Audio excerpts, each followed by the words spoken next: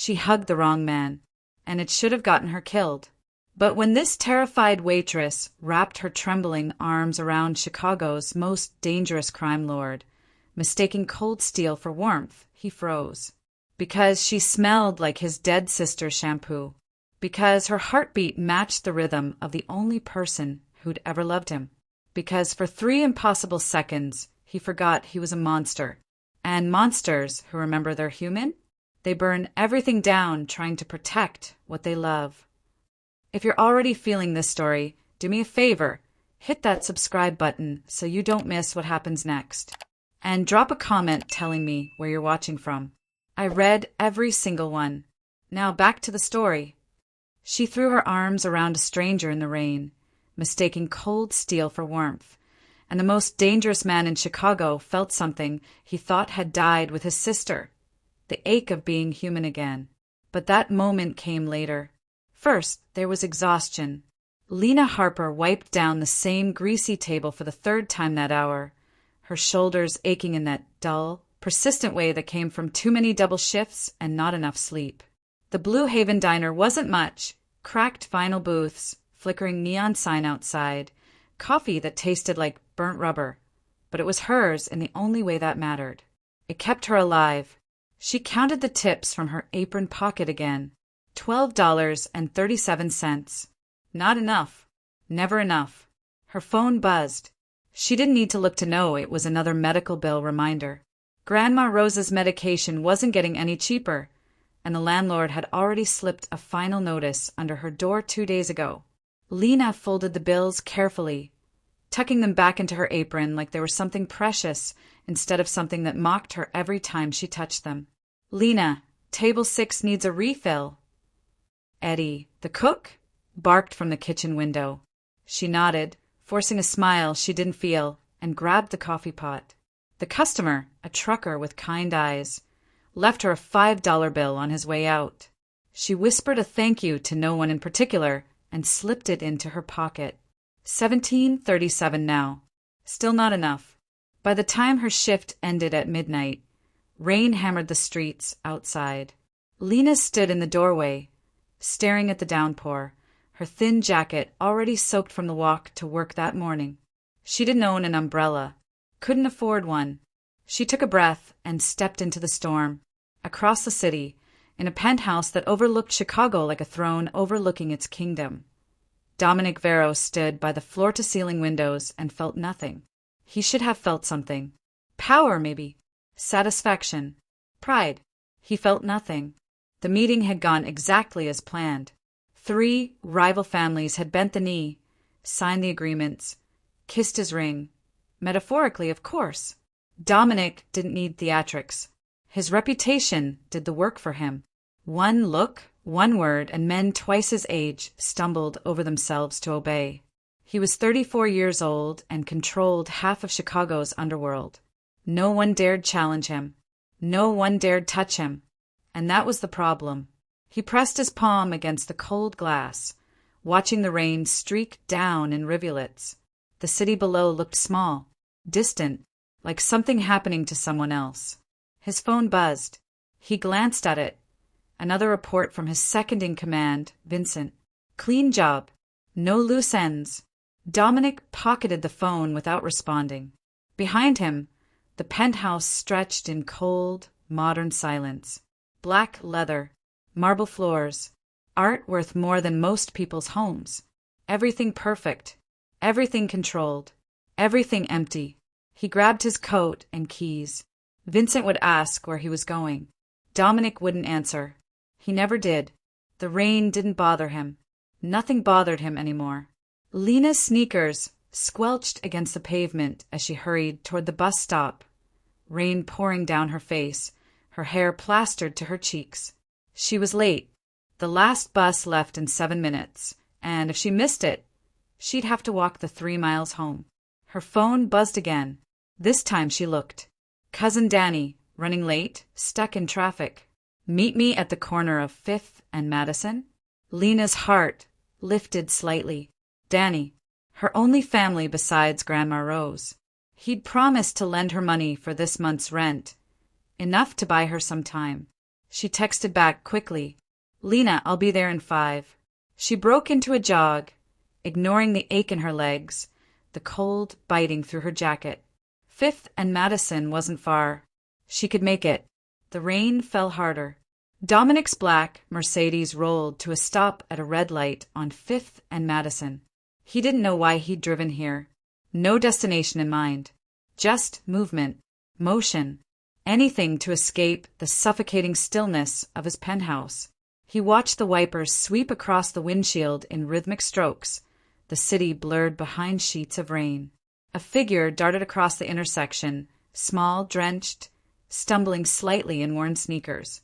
He barely registered her. The light turned green. He didn't move. Lena saw him. Tall, dark coat, standing under the awning of a closed bookstore, shoulders hunched slightly against the rain. Danny. Relief flooded through her, so fast she didn't think. She just ran. "Danny!" she called, breathless, smiling for the first time all day. He turned slightly, just enough for her to see his profile in the dim streetlight, and she threw her arms around him, burying her face against his chest. "I'm so glad you're here," she whispered, voice muffled against the expensive fabric of his coat. "I was so worried I'd miss you." For a moment, there was only the sound of rain. Then she felt it, the wrongness. The body beneath her arms was too solid, too still. The coat smelled like leather and smoke, not the cheap cologne Danny always wore. And his heartbeat, she could feel it against her cheek, was thundering. Lena pulled back slowly, dread creeping up her spine. The man staring down at her was not her cousin. He was a stranger. Dark eyes, sharp jaw, a face carved from stone and shadow. He didn't move, didn't speak, just stared at her like she'd reached into his chest and torn something loose. I'm so sorry," Lena stammered, stepping back, heat flooding her face despite the cold rain. "I thought you were. I didn't mean to." His hand moved. She flinched, but he didn't grab her, didn't push her away. His hand hovered near her shoulder for half a second, like he was reaching for something he couldn't name, then dropped. "Go," he said. His voice was low, rough, a command, not a suggestion. Lena didn't need to be told twice. She turned and ran, her heart hammering, her face burning with humiliation. She didn't see the way Dominic Vero stood frozen in the rain long after she disappeared. Didn't see the way his fists clenched at his sides. Didn't see the way he touched his chest, right where her cheek had pressed, and felt warmth for the first time in years. Have you ever had a moment with a stranger that stayed with you longer than it should have? Drop your story below. I'd love to hear it. Dominic stood in the rain long after she vanished into the night. His guards materialized from the shadows, 2 of them, always 2, but he raised a hand before they could speak. They froze, confused. In 5 years of service, they'd never seen their boss just stand there, doing nothing, saying nothing. Vincent appeared last, umbrella in hand, his face tight with concern. "Sir, are you?" "Who is she?" Vincent blinked. "Sir." "The girl." Dominic's voice was flat, but his jaw was clenched so hard it ached. "Find out who she was." Vincent glanced at the empty street, rain pooling in the gutters, then back at his boss. Dominic Vero didn't ask about random people. He didn't care about random people. But Vincent had learned long ago not to question orders. "Yes, sir." Dominic finally moved, walking toward the Mercedes. But halfway there he stopped, turned, stared at the spot where she'd hug him like it had burned a mark into the concrete. She'd smelled like cheap soap and coffee and rain, like something real. He climbed into the car and slammed the door harder than necessary. Lena didn't stop running until she reached the bus stop 3 blocks away, her lungs burning, her face hot with shame despite the cold rain soaking through her clothes. She collapsed onto the bench, gasping, pressing her hands against her flushed cheeks. What was I thinking? She'd hugged a complete stranger, thrown herself at him like some desperate fool.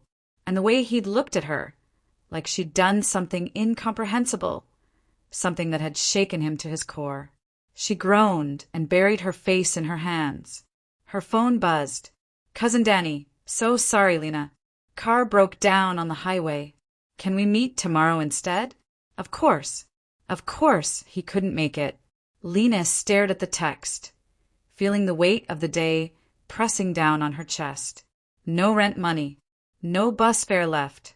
And now she'd just humiliated herself in front of a stranger who probably thought she was insane. She typed back a quick response, "No problem, stay safe," and tucked her phone away. The bus pulled up, its brakes hissing. She climbed aboard, found a seat near the back, and pressed her forehead against the cold window. But she couldn't stop thinking about him. The way he'd gone completely still when she touched him. The way his heartbeat had stuttered beneath her cheek. She'd felt it, unmistakable and frantic, like something caged trying to break free. The way his hand had hovered near her shoulder, trembling slightly before falling away, like he'd wanted to hold on, like he'd forgotten how. Lena closed her eyes and told herself it didn't matter. She'd never see him again. He was just some businessman caught in the rain. Tomorrow he'd forget her face, but something told her she was wrong. Dominic didn't go home. He drove aimlessly through Chicago's wet streets, the city lights streaking past in blurred halos of gold and red. His hands gripped the steering wheel too tight. His chest felt strange, tight and loose at the same time, like something inside him had cracked open. He hadn't been hugged in 7 years. Not since Sophia. His little sister had been 15 when she died. A stray bullet meant for him. A war he'd started and she'd paid for. She used to hug him all the time, running up behind him when he came home, throwing her arms around him without warning, laughing when he pretended to be annoyed. After she died, Dominic built walls. No one touched him. No one got close. Touch meant vulnerability. Vulnerability meant loss. And he'd lost enough. But tonight, a girl with desperate eyes and rain-soaked hair had shattered 7 years of numbness in 3 seconds. He could still feel the phantom pressure of her cheek against his chest. Still hear her breathless voice. "I'm so glad you're here." She'd thought he was someone else. Someone safe. Someone worth running toward in the rain. Dominic pulled over on empty side street and killed the engine. His phone buzzed. Vincent. Vincent. Her name is Lena Harper. 24 years old. Works at Blue Haven Diner on South Clark. Lives in Riverdale. No criminal record. Caring for elderly grandmother. 3 months behind on rent. Clean. Dominic stared at the text. Lena. He should delete the message. Forget about her. She was nobody. A mistake. A random girl who'd confused him for someone else. But his thumb hovered over the screen, and instead of deleting, he found himself typing. Dominic, watch her. Discreetly. I want to know if she's safe. He regretted at the moment he hit send. Vincent's response came immediately. Vincent understood. Dominic tossed the phone onto the passenger seat and pressed his palms against his eyes. What was he doing? He didn't protect strangers. He didn't care about struggling waitresses. He'd built an empire on cold calculation and ruthless efficiency. Sentiment was weakness. Attachment was death. But when he closed his eyes, all he saw was her face, wide-eyed and mortified, rain dripping from her hair, and all he felt was the warmth of her arms around him, like being pulled back from the edge of something dark, like remembering what it felt like to be alive. He started the car and drove toward his penthouse. But the emptiness waiting for him there felt heavier than usual. Lena unlocked the door to her tiny apartment and stepped inside, dripping rainwater onto the worn carpet. Grandma Rose was asleep in the bedroom, her soft snores barely audible through the thin walls. Lena peeled off her wet jacket, hung it over a chair, and collapsed onto the sagging couch. Her mind drifted back to the stranger, his eyes, dark and haunted, like someone who'd seen too much and felt too little. The expensive coat, the way he'd frozen when she touched him, like she'd reached into his chest and jump-started something that had been dead. Go, he'd said, but it hadn't sounded like a command. It had sounded like a plea. Lena pulled a thin blanket over herself and closed her eyes, telling herself to forget. But his face followed her into sleep. And across the city, in a penthouse that felt more like a tomb than a home, Dominic Vero stood by the window and did something he hadn't done in 7 years. He pressed his hand against his chest, right where her warmth had lingered, and let himself remember what it felt like to be held. Lena tried to forget. She really did. But 3 days later, the stranger's face still haunted her. Those dark eyes, the way he looked at her like she'd opened a door he'd nailed shut years ago. She replayed the moment obsessively during slow shifts at the diner, while scrubbing dishes, while lying awake at night listening to Grandma Rose's labored breathing in the next room. It was stupid, embarrassing. She'd hugged the wrong person in the rain, and now her brain wouldn't let it go. On Thursday morning, she was wiping down tables when she noticed it. The black car. Sleek. Expensive. Tinted windows so dark she couldn't see inside. It was parked across the street from the diner, engine idling, just sitting there. Lena's hands stilled on the table. It was probably nothing. Chicago was full of expensive cars, but something about the way it sat there, motionless, watching, made her skin prickle. She turned away, forcing herself to focus on work. Tips, rent, medicine. Those were real problems. Paranoia about random cars wasn't. But when her shift ended at 2 and she stepped outside, the car was still there. Lena's pulse quickened. She pulled her thin jacket tighter and walked in the opposite direction, toward the bus stop. Her sneakers slapped against the wet pavement. It had rained again last night, and the streets still glistened with leftover puddles. She risked a glance over her shoulder. The car didn't follow. Relief flooded through her, followed immediately by embarrassment. She was being ridiculous. Nobody was watching her. She was a broke waitress with nothing worth stealing and no one worth threatening. Still, she hurried onto the bus and didn't relax until it pulled away from the curb. Dominic stood in his office on the 32nd floor of the Vero Tower, staring at the surveillance photos spread across his desk. Lena Harper, leaving her apartment building at 6 in the morning, walking to the diner, serving coffee to truckers and construction workers, smiling even when she looked exhausted, counting crumpled bills, taking the bus home. He'd told Vincent to watch her discreetly. This wasn't discreet. This was obsession, and Dominic hated himself for it. She spotted the car today, Vincent said from the doorway, arms crossed. Looked right at it. I pulled the detail back. Dominic's jaw tightened. Good. Sir, with respect, why are we doing this? It was a fair question. Dominic didn't have an answer. He gathered the photos and shoved them into a folder out of sight. Any threats? None. She's clean. No debts to the wrong people, no enemies, no entanglements. Just a girl trying to survive. Dominic nodded slowly. That should have been the end of it. She was safe. He could forget about her now. But when he closed his eyes, he still felt the phantom warmth of her arms around him. Keep monitoring. From a distance. Vincent hesitated. Sir, that's an order. Vincent nodded and left, closing the door behind him. Dominic sank into his chair and pressed his palms against his eyes. He was being reckless, sloppy. In his world, attachment was a liability. Caring about someone made you weak, made you vulnerable. He'd learned that lesson when Sophia died, but Lena's voice echoed in his head. I'm so glad you're here, and for reasons he couldn't explain, he needed to know she was okay. Just until he could forget her.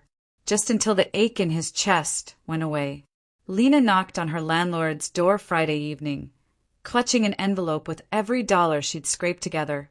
It wasn't enough. She was still $200 short, but maybe Mr. Castellano would give her another week. He opened the door, his expression already hard. You got my money, Miss Harper? I have most of it. She held out the envelope, her voice steady even though her hands shook. I can get the rest by next Friday. I promise. He didn't take the envelope. I've heard that before. Please, Mr. Castellano. My grandmother. She's sick. I just need a little more time. His face softened slightly, but he still shook his head. I got bills too, kid. I can't keep carrying you. You got until Monday or you're out. The envelope trembled in her hand. Monday? But that's only 3 days. Monday, he repeated and closed the door.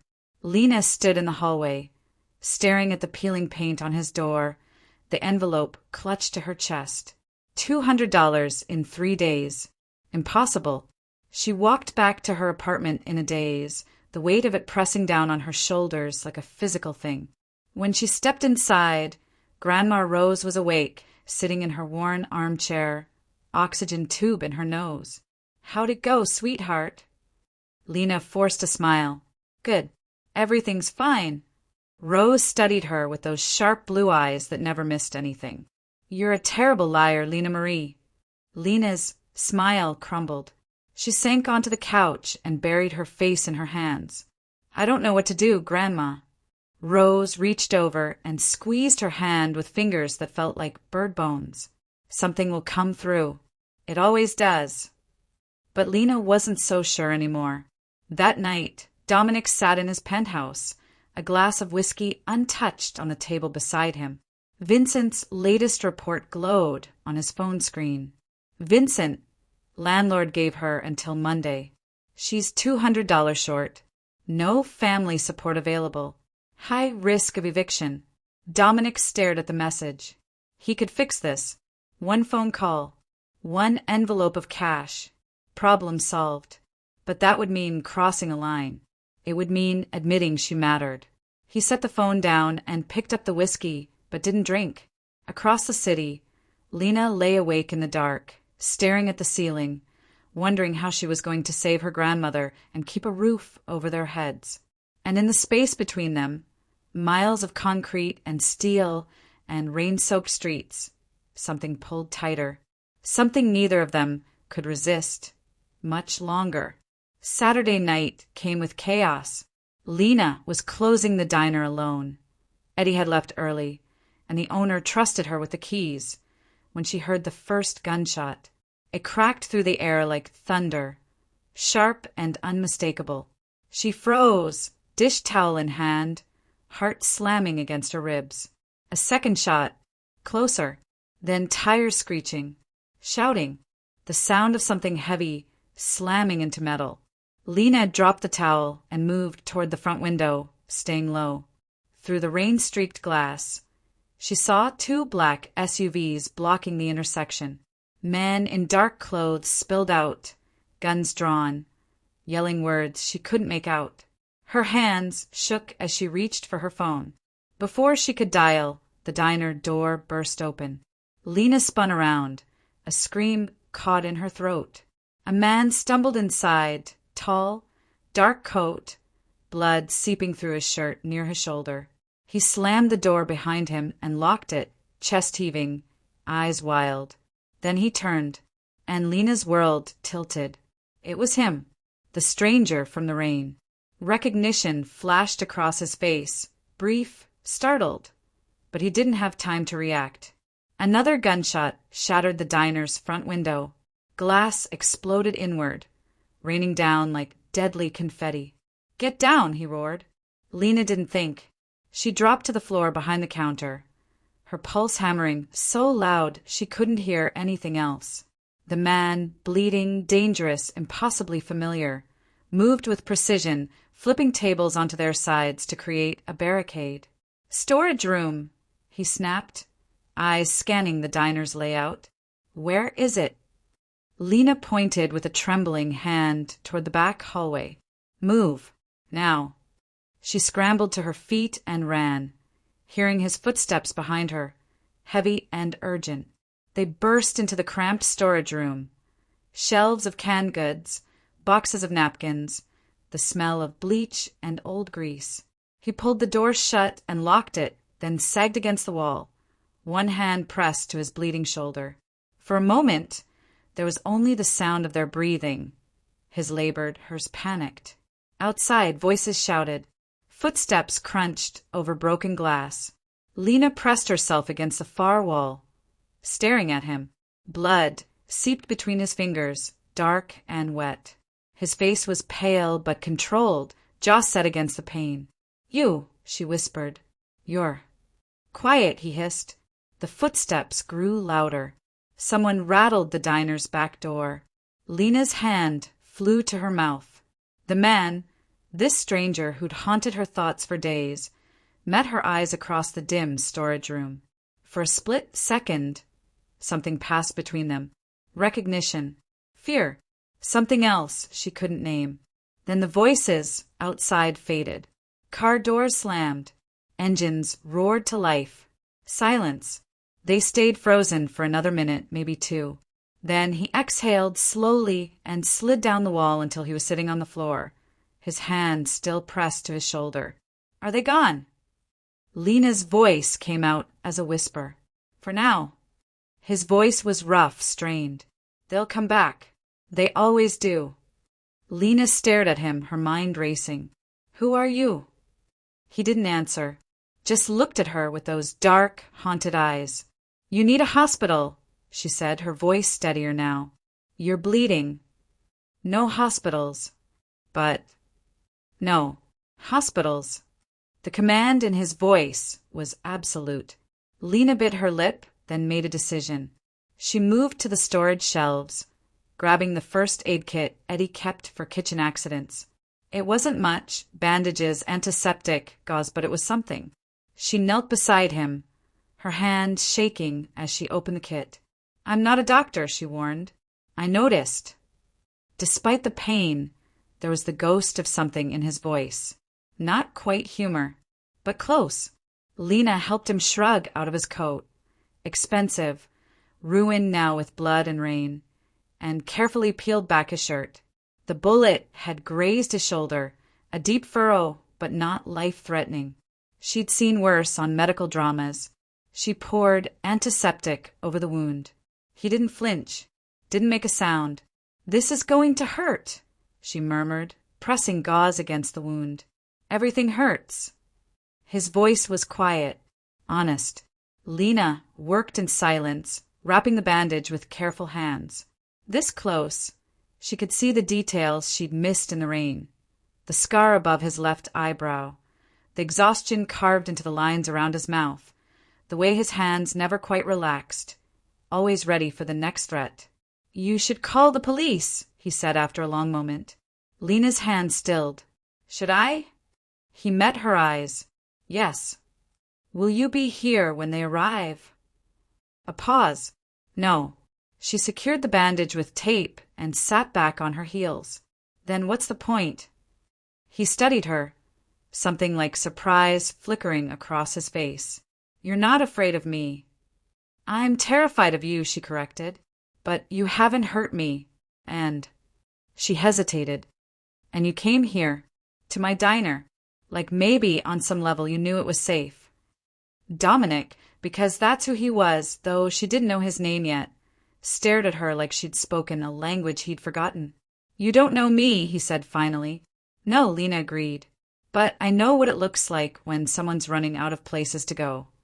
The words hung in the air between them, heavy with recognition. Outside, sirens wailed in the distance. Someone must have called the cops about the gunfire. Dominic pushed himself to his feet, wincing. "I need to leave." "Wait." Lena stood too, her heart pounding. "At least tell me your name." He paused at the door, hand on the handle.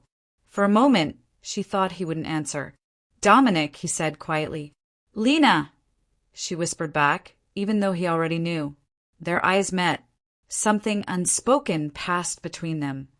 Gratitude, curiosity, the beginning of something neither could afford. Then he was gone, slipping out the back door into the rain-soaked night.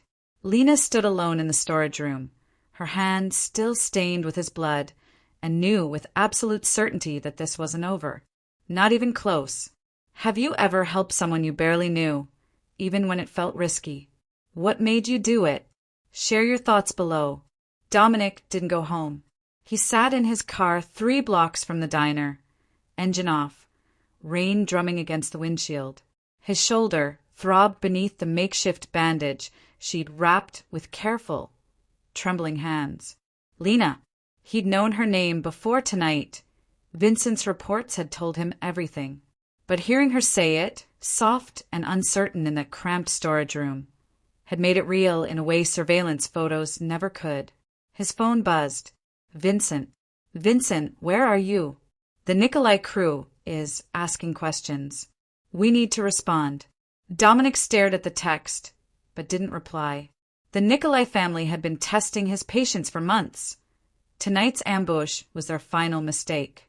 Normally, he'd already be planning retaliation. Swift, brutal, final. But all he could think about was the way Lena had knelt beside him, her hand steady despite her fear, and said, "You came here. Like maybe you knew it was safe." She was wrong. Nowhere was safe in his world. But for 3 minutes in that storage room, he'd almost believed her. He started the car and drove toward the one place he never went anymore. Lena stood in the diner long after the police left. They'd taken her statement, photographed the broken window, told her to be careful, and tried to process what had just happened. Dominic, the stranger from the rain, had a name now, and a bullet wound, and enemies who fired guns in the middle of Chicago streets without hesitation. She should be terrified. She should run. Instead, she found herself wondering if he was okay. Her phone buzzed. She jumped, heart racing, but it was only Eddie. Eddie, heard about the shooting. You okay?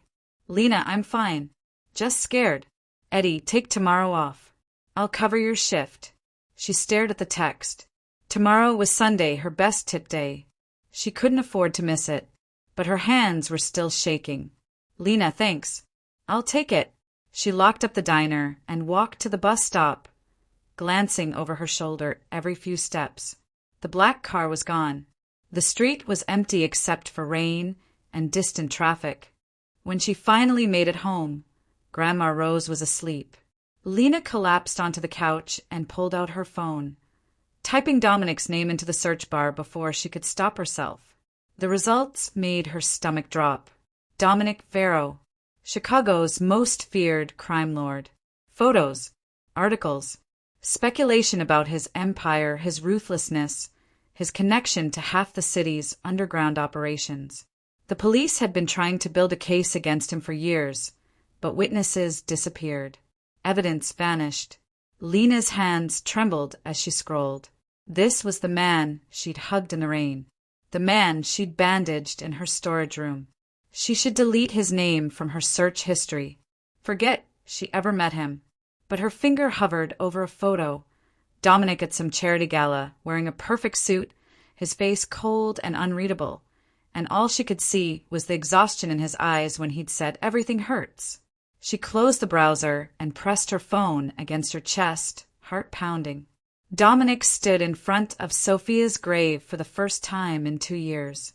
The cemetery was empty at this hour, just rain and headstones and the weight of all his failures pressing down on his shoulders. He stared at her name, carved into marble. Sophia Marie, Vero beloved daughter and sister gone too soon. She'd been 15, bright, fearless, the only person who'd ever looked at him and seen something worth loving instead of something to fear. He knelt slowly, his injured shoulder screaming in protest, and pressed his hand against the cold stone. "I met someone," he said quietly. The words felt strange in his mouth. Unfamiliar. "She reminds me of you." The rain fell harder.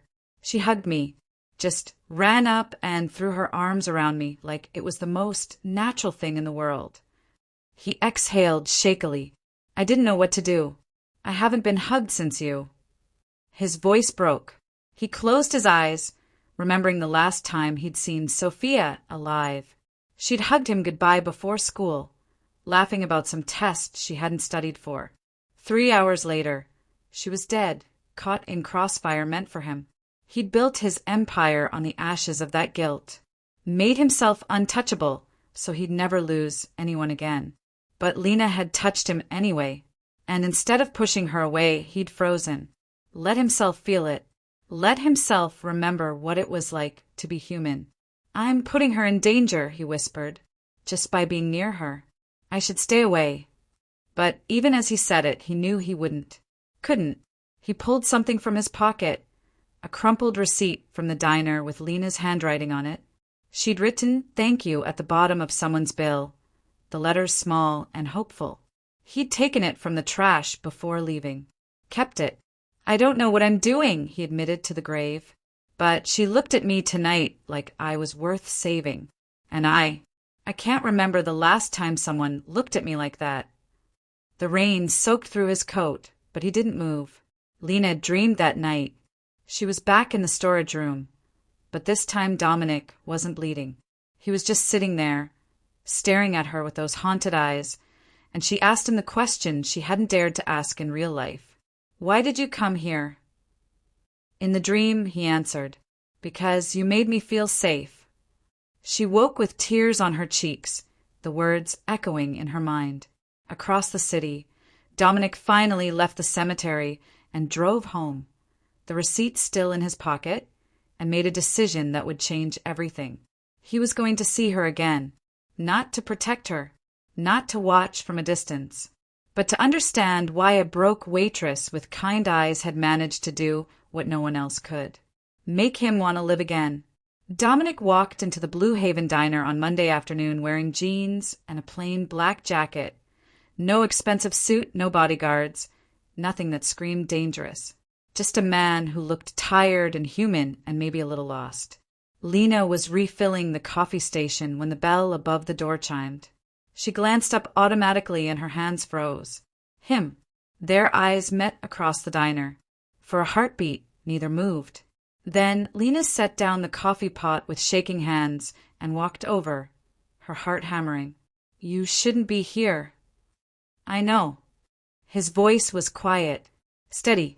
"Someone might recognize you." "I know." "Then why?" "Because I needed to see if you were okay." He paused. "And to thank you."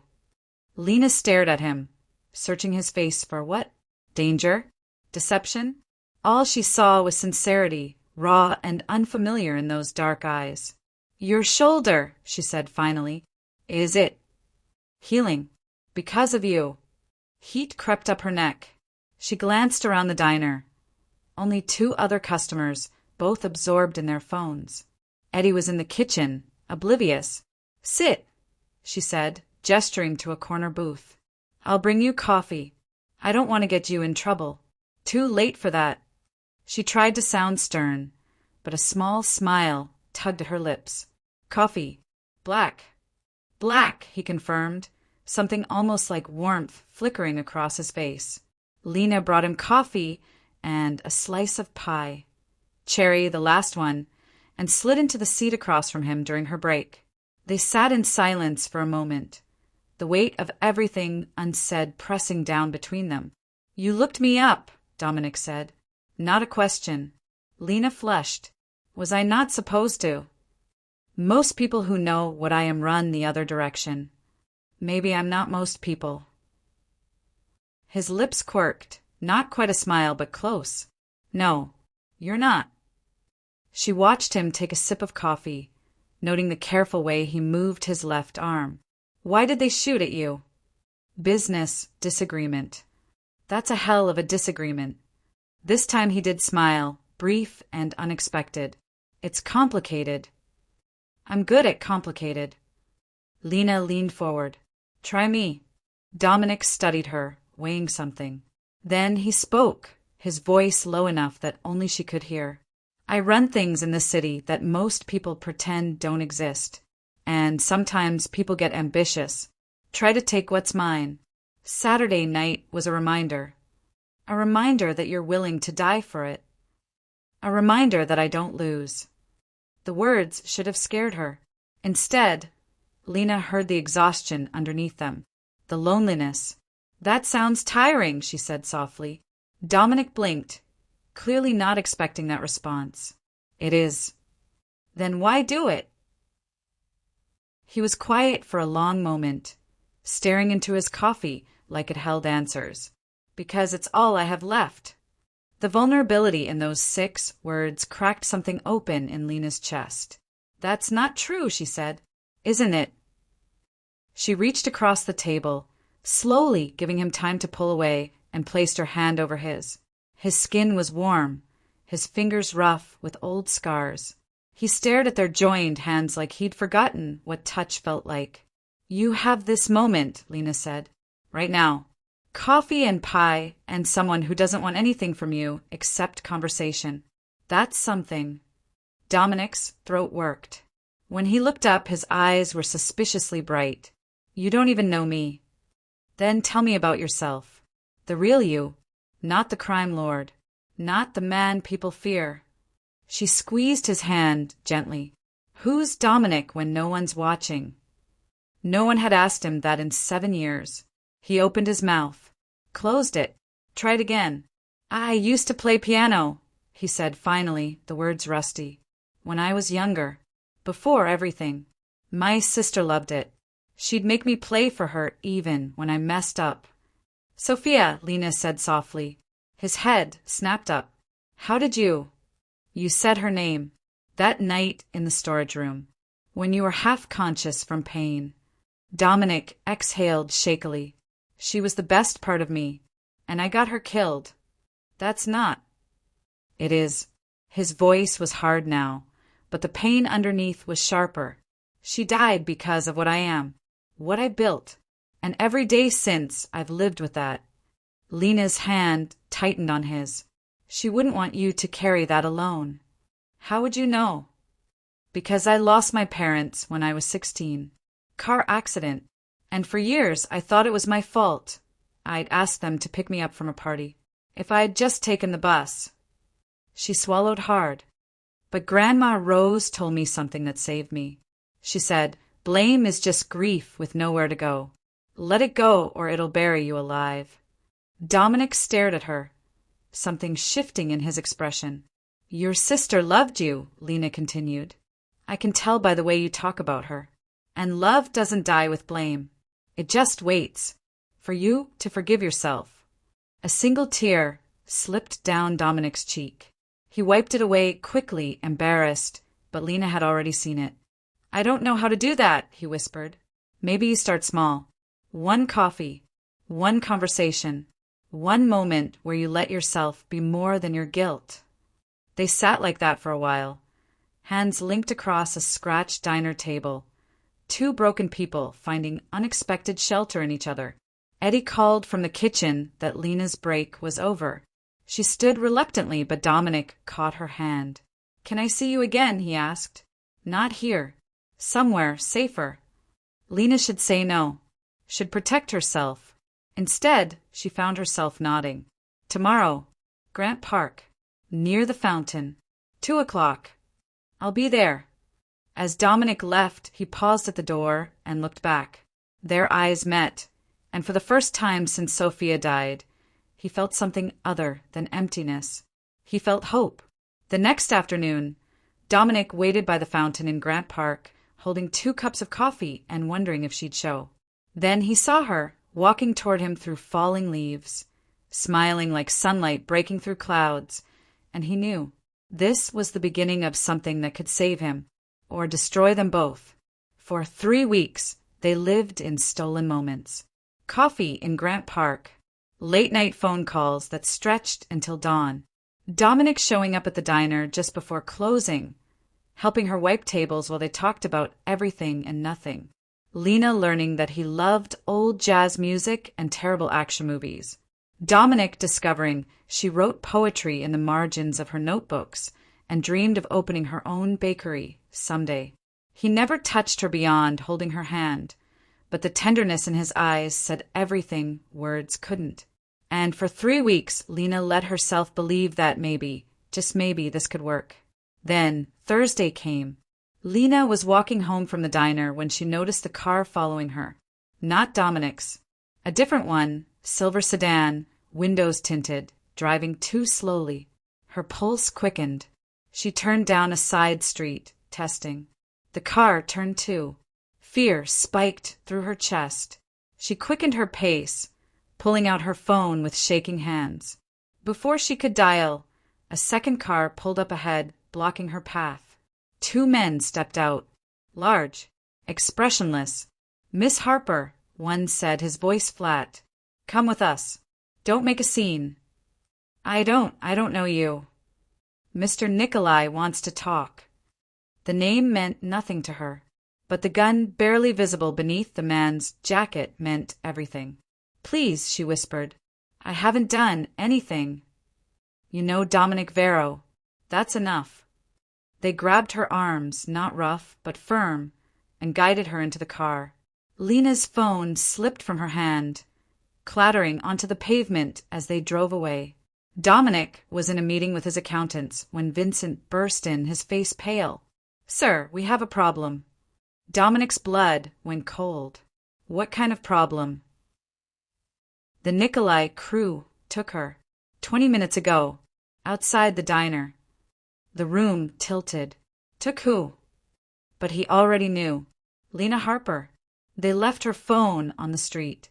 It's a message. Dominic was moving before Vincent finished speaking, shoving past his accountants, his mind racing. The Nikolai family, they'd been quiet since the shootout. He'd assumed they'd back down. He'd assumed wrong. Where? He demanded.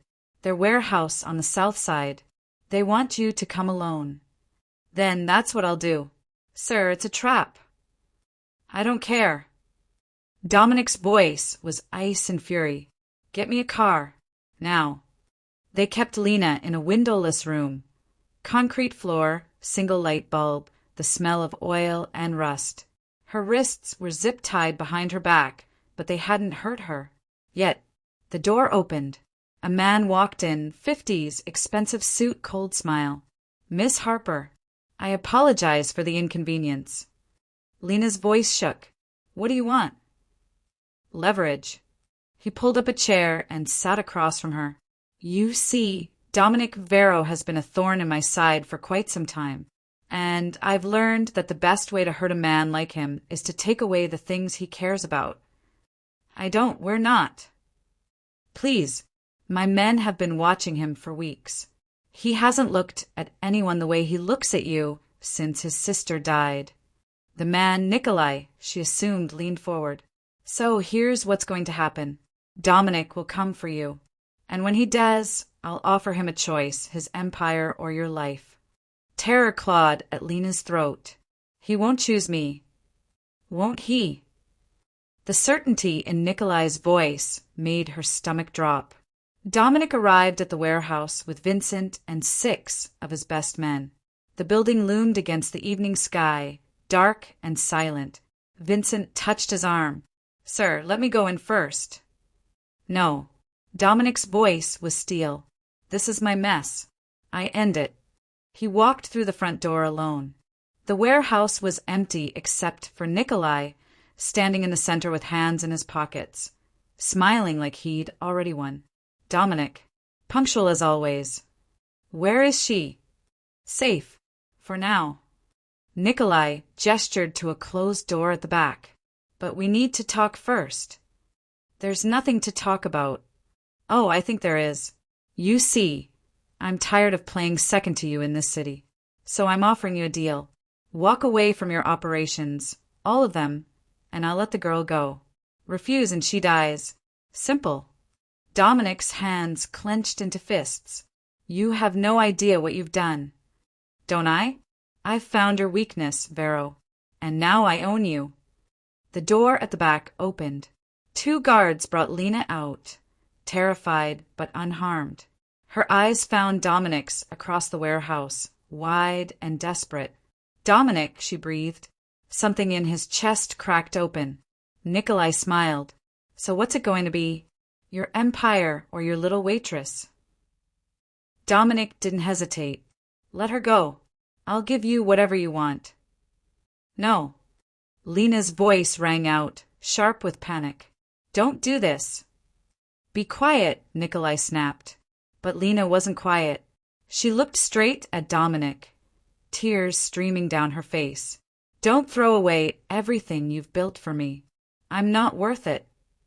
You're worth more than all of it, Dominic said, his voice breaking.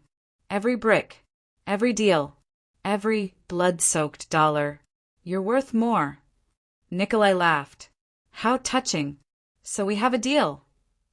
Before Dominic could answer, Vincent's voice crackled through his hidden earpiece. Teams in position. Say the word. Dominic met Lena's eyes one last time. Then he smiled, cold and deadly. No, he said softly. We don't. Chaos erupted. His men stormed the warehouse from 4 directions. Gunfire exploded. Nikolai's guards scattered. In the confusion, Vincent pulled Lena to safety while Dominic moved like death incarnate, taking down anyone who stood between him and Nikolai.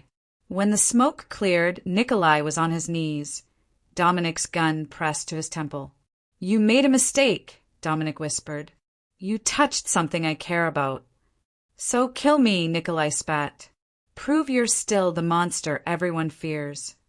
Dominic's finger tightened on the trigger. Then he heard her voice. Dominic, don't. He turned. Lena stood behind him. Zip ties cut, face pale but determined. If you kill him, she said quietly, you become exactly what he thinks you are. And I'll lose you. Lena, please. Their eyes locked. The warehouse was silent except for distant sirens. Dominic lowered the gun. But when the police arrived and took Nikolai away, Dominic turned to Lena with eyes full of anguish. I can't do this, he said. I can't put you in danger like this. Every day I'm with you, you're a target. Then we'll be careful. Careful doesn't work in my world. You almost died tonight because of me. Tears spilled down Lena's cheeks. I don't care. I do. His voice cracked. I care too much. And that's the problem. So I'm walking away. For you. Dominic. But he was already moving toward the door, his face a mask of pain. I'm sorry, he whispered. And then he was gone. Lena collapsed to her knees on the cold warehouse floor and sobbed. Not from fear, but from the unbearable weight of loving someone who'd just chosen to break both their hearts to keep hers beating. Have you ever had to let go of someone you loved to protect them? How did you find the strength? Let me know in the comments. Dominic disappeared. Not physically, his men still saw him. His operations continued running. But the part of him that had started to heal, the part Lena had awakened, vanished like it had never existed. He buried himself in work. Meetings. Numbers. Cold decisions made with colder precision. He stopped going to the diner. Stopped driving past her apartment. Stopped answering when Vincent asked if he was okay. He wasn't okay, but at least she was safe. 3 days after the warehouse, Vincent found him in his office at 2 a.m, staring at security footage of the Blue Haven diner on his computer screen. Lena was wiping tables, her movements mechanical, her smile forced for customers. She looked as broken as he felt. Sir, Vincent said carefully, this isn't healthy. I'm making sure she's safe. You're torturing yourself. Dominic closed the laptop with more force than necessary. What do you want, Vincent? To tell you that walking away was the stupidest thing you've ever done. Dominic's jaw tightened. I'm protecting her. You're destroying her. And yourself. Vincent stepped closer. I've worked for you for 8 years. I've seen you make ruthless decisions without blinking. But this isn't strength. It's cowardice. Watch yourself. She makes you better, human, and you're throwing that away because you're afraid. I'm afraid she'll die. Dominic's voice cracked, raw and desperate. Like Sophia, like everyone I've ever, he couldn't finish. Pressed his palms against his eyes. I can't bury another person I love. The admission hung in the air. Vincent's expression softened. So you do love her? Dominic's hands dropped. It doesn't matter. It's the only thing that matters. Vincent pulled out his phone, pulling up a photo. Look. It was Lena leaving the diner that evening. Her face was drawn, eyes red-rimmed. She looked haunted. She's not eating, Vincent said quietly. Barely sleeping. Your walking away didn't protect her, sir. It just transferred the pain from your fear to her reality. Dominic stared at the photo, his chest constricting. What if I can't keep her safe? What if you can? What if loving her gives you a reason to be more careful instead of more reckless? Vincent pocketed his phone. Sophia died because you were young and stupid, but you're not that person anymore. You're smarter, stronger, and you have resources now that you didn't have then. It's not enough. Then make it enough. Build something better. Get out of the life if you have to. But don't throw away the one good thing you've found because you're too afraid to fight for it. Vincent left, closing the door softly behind him. Dominic sat alone in the dark office, his mind racing. Could he walk away from his empire? The power? The control? For her? He thought about Lena's laugh. The way she looked at him like he was worth saving. The warmth of her hand in his. The way she'd said, "You have this moment. Right now." That's something. He thought about Sophia and what she'd say if she could see him now. Don't waste your second chance, Dom. I didn't get one. Dominic pulled out his phone with shaking hands and made a call. Marcus, he said when his lawyer answered. I need you to draft papers. I'm selling everything. Lena sat on her couch at midnight, staring at her phone. She'd typed and deleted 100 messages to Dominic over the past 3 days. I miss you. Please come back. We can figure this out together. But every time, she remembered the pain in his eyes when he'd walked away. The way he'd said, I'm sorry, like it was the hardest thing he'd ever done. He was protecting her. She understood that. But understanding didn't make the ache in her chest hurt any less. Grandma Rose shuffled into the living room, her oxygen tube trailing behind her. You're up late. Can't sleep.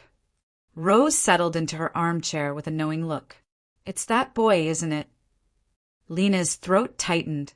She'd told her grandmother everything. About Dominic, the warehouse, the way he'd chosen to let her go. He thinks he's protecting me, Lena whispered, by staying away. And what do you think? I think love isn't supposed to be safe. It's supposed to be worth fighting for. Rose smiled softly. Then maybe you should tell him that. What if he doesn't want to hear it? What if he's sitting somewhere right now, hoping you'll say it anyway? Lena looked at her phone. Her finger hovered over Dominic's contact. Before she could second-guess herself, she pressed call. It rang once, twice. Lena. His voice, rough, exhausted, desperate, sent shivers down her spine. Hi, she breathed. Silence. Then, you shouldn't be calling me. I know, but I needed to hear your voice. Lena. Do you miss me? The question came out smaller than she intended. Vulnerable. Another silence. Longer this time. Every second of every day, he finally whispered. But that doesn't change. What if I don't want safe? Lena interrupted, her voice gaining strength. What if I want messy and complicated and scary as long as it's with you? You don't know what you're asking. I'm asking you to fight for us instead of against us. I'm asking you to believe that love doesn't have to end in tragedy. Tears streamed down her face. I'm asking you to choose me, not because it's easy, but because it's worth it. The line went quiet except for his ragged breathing. I'm selling everything, he said finally, his voice breaking. My businesses, my operations, all of it. I'm walking away from that life. For you. Lena's breath caught. Dominic. I don't know who I'll be without it, but I know I can't be without you. Where are you? Outside your building. I've been here for an hour, trying to find the courage to knock. Lena was already moving, racing to the window, and there, standing in the rain under a streetlight, phone pressed to his ear, was Dominic. Their eyes met through the glass. Come up, she whispered. He smiled, really smiled, bright and genuine and full of hope. I'm on my way. Lena met him at the door. For a heartbeat, they just stood there, him drenched from the rain, her in pajamas with tear-stained cheeks, and the weight of everything they'd been through hung between them like a question, finally ready to be answered. Then Dominic stepped forward and pulled her into his arms. The hug was nothing like that first accidental embrace in the rain. This one was intentional, desperate, full of all the words they hadn't said and all the fear they'd carried alone. Lena buried her face against his chest, feeling his heartbeat thunder beneath her cheek. The same wild rhythm from that night 3 weeks ago when she'd mistaken him for someone safe. She'd been wrong then. He wasn't safe, but he was hers. "I'm sorry," he whispered into her hair, his voice cracking. "I'm so sorry I walked away. I thought I was protecting you, but Vincent was right, I was just a coward." Lena pulled back enough to look at him, her hands framing his face. "You're the bravest person I know. It takes courage to love someone when you've lost everyone you've ever loved before." His eyes glistened. "I don't deserve you." "Good thing love isn't about deserving." She smiled through her tears. "It's about choosing. And I choose you, Dominic Vero. Every broken piece, every scar, every part of you that you think isn't worth loving." He kissed her then, soft and tentative at first, like he was afraid she might disappear. But when she kissed him back, threading her fingers through his wet hair, pulling him closer, it deepened into something real and raw and full of promise. When they finally broke apart, both breathless, Dominic pressed his forehead against hers. "I meant what I said.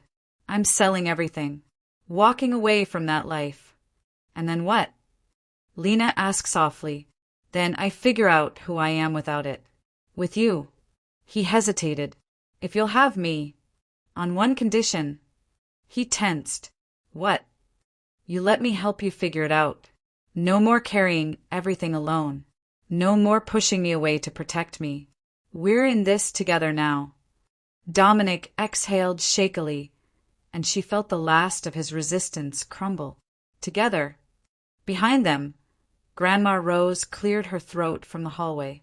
"Are you two going to stand in the doorway all night? Or is someone going to introduce me to this young man?" Lena laughed, really laughed, for the first time in days. "Grandma, this is Dominic. Dominic, this is Grandma Rose." Rose shuffled forward, her sharp eyes studying him with the intensity of someone who'd lived too long to be fooled by appearances. "So you're the one who's been making my granddaughter cry?" "Yes, ma'am. And I'm here to make sure she never cries again, unless they're happy tears." Rose's expression softened slightly. "Big promises." "I don't make promises I can't keep." She studied him for another long moment, then nodded. "Good. Because if you hurt her again, I may be old, but I know people." Despite everything, Dominic smiled. "I believe you. Come in and dry off. You look like a drowned rat." 6 months later, the morning sun streamed through the windows of Harper's Haven, a small bakery on the corner of 5th and Madison, right where Lena had first hugged Dominic in the rain. The irony wasn't lost on either of them. Lena pulled fresh cinnamon rolls from the oven, the smell filling the cozy space with warmth.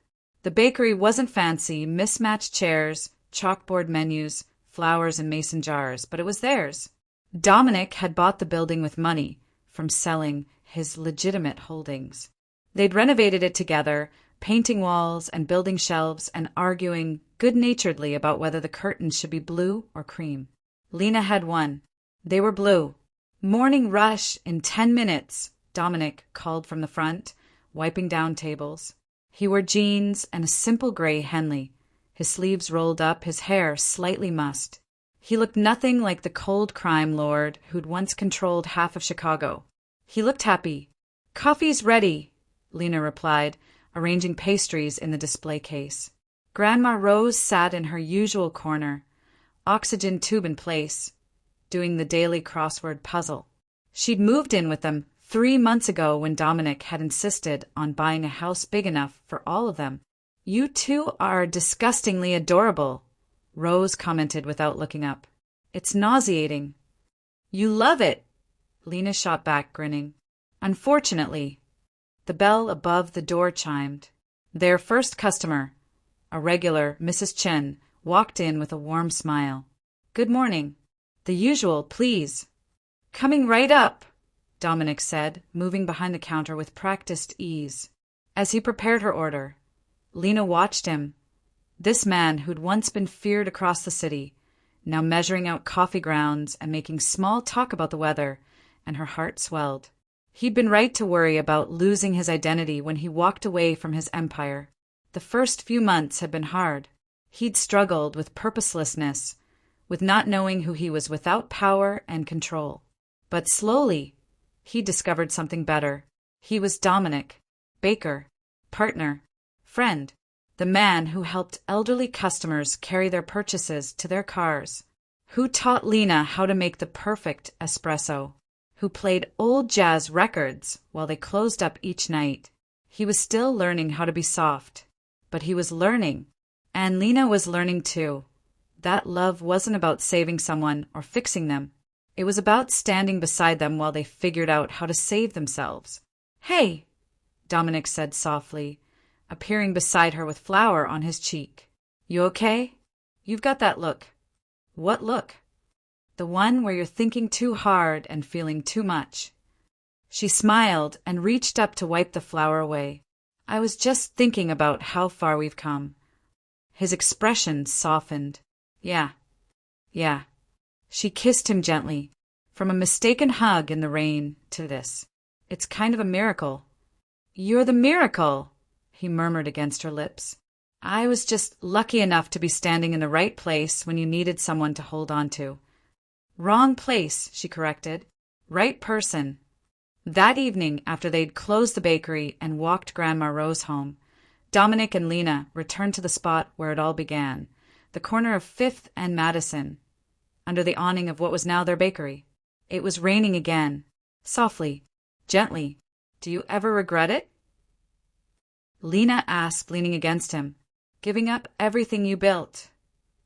Dominic wrapped his arms around her from behind, resting his chin on top of her head. "Not once. Everything I built before was just walls to keep people out. This." He turned her to face him, his eyes full of love and certainty. "This is what building something actually feels like, and it's better than any empire." Lena smiled, tears pricking her eyes, the happy kind. "I love you." "I love you too." He paused, then grinned. "Even though you still owe me an apology for that first hug." She laughed and swatted his chest. "You're never going to let that go, are you?" "Never. It's the best mistake anyone's ever made." She stood on her tiptoes and kissed him, rain falling around them like a blessing, and whispered against his lips, "Then I'm not sorry at all." They stood there in the rain, two broken people who'd found each other in the chaos, and for the first time in both their lives, everything felt exactly right. Like coming home, like being safe, like love that didn't end in tragedy, but in cinnamon rolls and coffee and quiet mornings with flour on their cheeks. Like a mistaken hug that had led to forever. What's the most unexpected way you've found love or connection? Sometimes the best things in life happen when we least expect them. Share your story below. I'd love to celebrate with you.